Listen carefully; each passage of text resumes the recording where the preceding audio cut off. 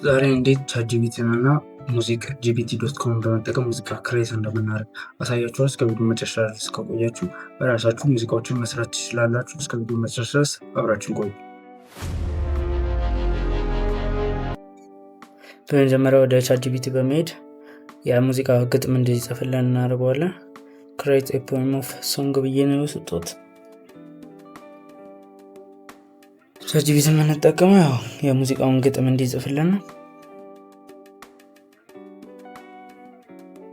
እንግዲህ እንደምታዩት ወዲያውኑ ኢኮስ ኢን ዘ ስካይ የሚል ርዕስ ያለው ሙዚቃ ሰጥቶኛል። ይህንን ቀጥታ በመውሰድ ኮፒ አድርጎ በመውሰድ እዛ ጋር እንዲሰራልን ቤስት ነው የምናደርገው። ቻትጂፒቲን አሁን ዋናው የምንጠቀመው ግጥሙን ለመጻፍ ይሆናል ማለት ነው። ከዛ ወደ musicgpt.com እንመጣለን። እንደምትመለከቱት ነው ከላይ እንዳለው musicgpt.com ወደሚል እንገባለን። ተጋደረግን በኋላ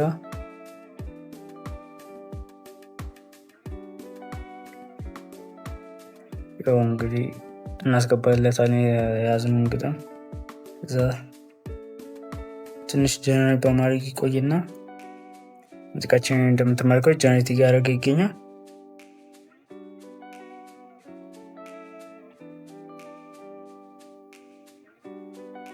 የመጀመሪያውን ጨርሶ ሰጥቶኛል። ሁለተኛውን እየጨረሰ ነው። ሁለቱን ከፍቶ ሰጥቶኛል። አሁን ከፍቼ ላሳያችሁ። የመጀመሪያው ሙዚቃ ነው።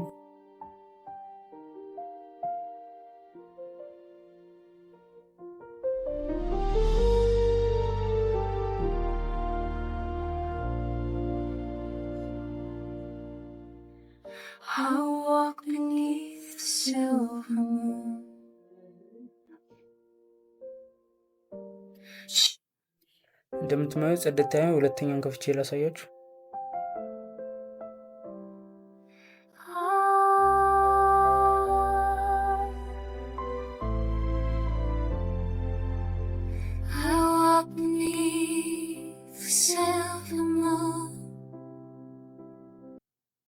የዌብሳይቱን ሊንክ ከፈለጋችሁ የቴሌግራም ቻናል አስቀምጫለሁ፣ ገብታችሁ መመልከት ትችላላችሁ።